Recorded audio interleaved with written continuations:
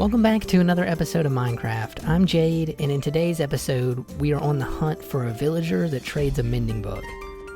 The last time I set up villager trading before this world, it was a lot easier. All you had to do was make a bunch of villagers, turn them into librarians, and trade with them until one of them was nice enough to trade a mending. Mojang's made it a bit tougher these days. That's why we're traveling south of our spawn area, because I know there's a swamp down this direction, which is very important because we need swamp villagers. They're the only ones that can trade mending books. We need to find a village that's near a swamp, take 2 villagers into the swamp itself, make a whole bunch of baby villagers, turn them into librarians, and then get to trading with them until one of them gives us a mending book. That's our main goal for this episode, but we'll also do a bit of building. So far, we've built up a fishing village, and we've also started working on the ruins of an ancient civilization. We'll continue working on the ruins today and talk about what we plan to build next. But first I have to find this village, so I'll bring you guys back in when I find one. Alright, so we've arrived at a village here, and we have our horse stuck in this 2x2 hole. We should probably find a name tag and name this guy. He's been very useful in helping us get around the world here early in the game, and he's probably saved me a whole bunch of time. So he deserves a name. But this is the same village that I've come to before. We actually came here back in episode 2 when we were looking for all of the tree saplings. So this is where we got the propagule for the mangrove trees. So it's actually a desert village right on the edge of a swamp biome, a mangrove swamp. And this mangrove swamp is very large in our world. It kind of separates our spawn area from a large desert to the south. And I've kind of searched around most of this area, and this is the only village that's close to it in any way. So we'll round up a few villagers and bring them into the mangrove swamp. And we'll set up a little area where we'll have a bunch of beds that I brought with me. We'll give them bread, we'll make them have a bunch of baby villagers, and we'll get to trading. And then eventually when we get a mending villager locked in, we'll take him back using the nether and bring him right into the trading hall. But we better get started. It's going to be a grind, but I'm ready for it, so let's go.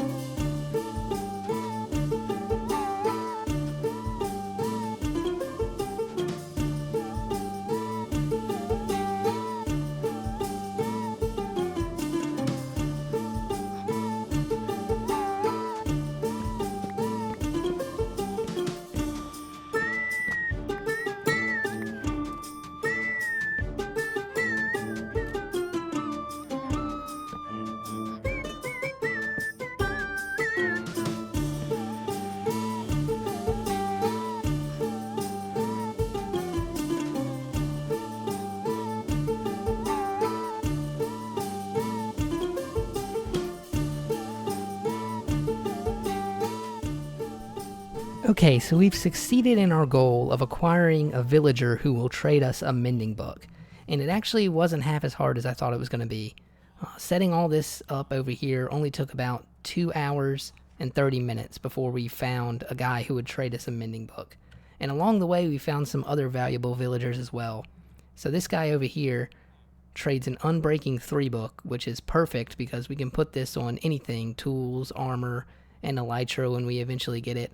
So this is a really important one to have. This guy over here trades Feather Falling 4, which I would want to have. And this guy trades Sharpness 5 and Silk Touch, so these are 2 books that I would want to have in one villager. And then this guy over here is our Mending villager, who is trading Mending for 8 emeralds at the moment. So all 4 of these guys ended up being better than any of the villagers that I have over there in the spawn area. I knew that swamp villagers were the only people who would trade mending. I didn't know if swamp villagers were just like elite. Are they all good? Because all these guys are better than any of the savannah villagers that I had traded with over there, in terms of their first trade being very good. So all these guys we're going to want to get back into the nether and over to our spawn area. So I've set up a nether portal out here, and we'll go ahead and light it, but we will not go through. I want to take the horse in the overworld back over to our spawn chunks and then go into the nether over there. And then I'll travel on the nether roof to these coordinates right here, divided by 8. And there we'll set up a nether portal, so when we go through it'll hopefully take us here. And then when we go back through, hopefully it'll take us to the roof of the nether.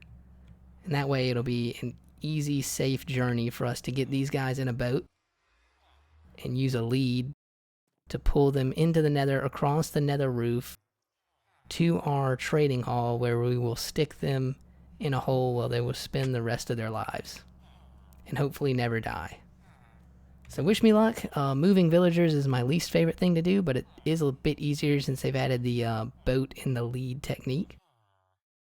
Hopefully none of these guys are gonna die, because they're probably the most valuable things we have in the world at the moment. All of their trades are super good, so wish me luck, and we'll go ahead and do that now, and I'll bring you back in when we're at the trading hall and these guys are in their forever home.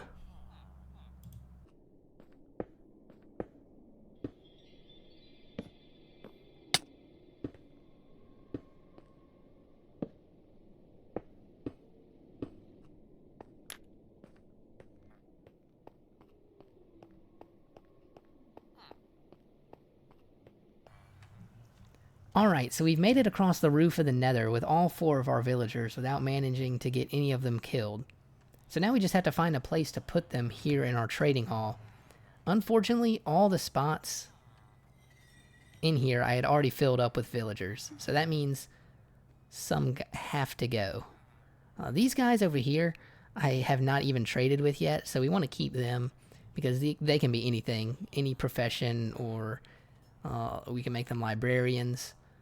Which means these librarians, they're drawing the short end of the stick. None of these guys have any good trades. Like, this guy may have had the best trade. It was a feather falling 2. And I was combining these together to get a feather falling 3. And then combining those together to get a feather falling 4. And this guy over here just trades a feather falling 4. And the rest of these guys don't have anything good either. Like, this guy trades blast protection and aqua affinity, like, could care less. This guy, smite 4 is pretty good, but lure 3 is bad, and I have no idea if density 4 is good or not. And I don't plan on getting a mace anytime soon. And then this guy, power 4 is okay, but it's for 51 emeralds. So all these guys are getting sent to the beyond. We'll go back here behind the scenes where I've dug out 4 fatal drops for each of these guys. And all we have to do is remove the shroom light and watch them fall to their deaths. So we'll do that now. Here's 1. And then 2. And then 3. And 4. So quick and easy, painless death for those 4 poor souls. And we'll get these new better guys in there, and then we'll start trading mending and put it on all of our tools and our armor. I'm going to go ahead and do that off camera, and we'll head up above to the top of this island, where we'll add a few more ruins around the ruin that we built last episode. So let's go ahead and do that.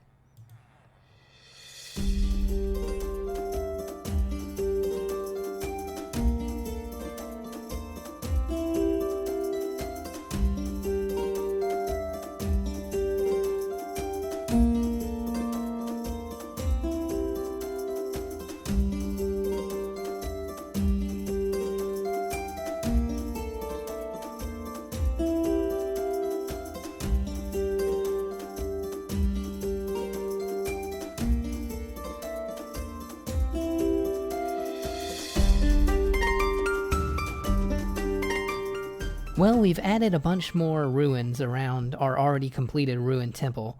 And all these are not nearly as detailed as... Well, we've gone ahead and we've added some more ruins around our already completed ruined temple. And none of the ruins that we added today are nearly as detailed as the temple itself. I don't know if you could tell in the time-lapse, but I kind of just went in and made a square or a rectangle out of cobblestone and then added smooth stone on top of that. And then occasionally I added some moss on top of that. So really simple, nothing too fancy or too detailed. It's just the remnants of where buildings had once stood, kind of down almost to their foundations. And some of them are down to their foundations. Last episode, I was wondering what to use for the roads. And I kind of just figured that the roads would be completely covered up at this point. So all that's left is mossy cobblestone just peeking through in some spots to kind of symbolize or show where the roads used to be. So if you kind of look at it from above, you can see like the road came down here, and then there was a square here, and then the road continued on down to more column type buildings down there. In the center here, this is where an obelisk once stood, made out of basalt to symbolize the connection to the nether, but it's fallen over now and kind of broken into many pieces and broken even more into this hole down here. But yeah, none of these are really that interesting. I just made sure to kind of fill out the island so it looks like the remnants of a town that was once here underneath our temple. And maybe some of the lore could be that after Steve came and killed the Ender Dragon, maybe they tried to rebuild this temple here, and that's why it's in much better condition than the rest of the buildings. But over time, it too has fallen back into disrepair. Our view from Fisherville hasn't really changed that much. You can see, like if you're standing here on the main road, you can kind of see some of the remnants over there. But it's fleshed out the rest of the island, and I like how it looks from a distance. And I think that's all we're ever going to see it from. Like, we're never going to be walking through the island here. We'll just see it as we pass by. So that's probably going to do it for the ruined area here.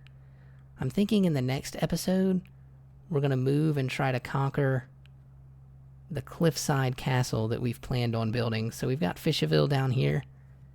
And then there's a road that we've been building that goes out from the village past the blacksmith and continued on back here, and it's going to wrap around, come up this cliff here, and come to right here where we're going to build not a giant castle, but like a small tower castle that overlooks Fisherville and keeps it safe, because the area around our spawn is highly contested in our world.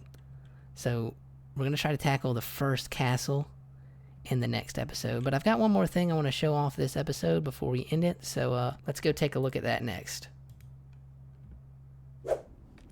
We are in the nether because I've done some work on the gold farm that we built in the last episode. I kind of put the finishing touches on it here, and I wanted to show it to y'all. So here it is. This is the killing chamber that we had in the last episode, so I decided to leave this wall open so you could see the bottom of the farm and you could see the piglins falling through. We still got this guy here who keeps their aggro on you. So after you hit them, they don't. The aggro doesn't go away because he's sitting here. Somewhere along the way, we picked up another one, so there's two guys there now. I've put some chests around, and I've set up an enchanting area here. So I have a bow and a bunch of arrows just in case we ever come up here without our normal bow. And then we have this sword here that I've been using to kill them with. So it's a Smite 5, Sweeping Edge 3, and Unbreaking 3 with Mending. It's kind of the perfect sword to kill these guys. And you just lob an arrow over their direction, and as soon as you hit one of them, they become aggroed. As long as you don't kill them on the first shot. I still need snowballs for this. And then you just use this sword here and collect all the XP that you'd ever need. And their drops go into these hoppers and go down below.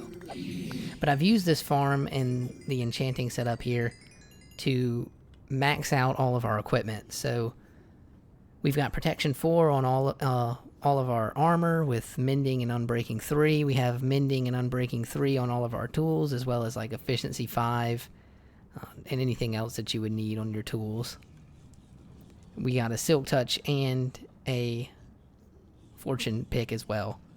And I want to continue to use this farm so that we can build up a backup set of gear in case we die, and maybe even a third set of backup gear. Because I've died a lot in this world already, and it would suck if I died and then had to go through enchanting all over again, so I just might want to get it out of the way and have it ready just in case. There is a second level to this, so if we go down the scaffolding here, we come to this level where we have 3 sets of chests. So this one has the gold nuggets in it, this one has the gold ingots in it, and this one has the rotten flesh.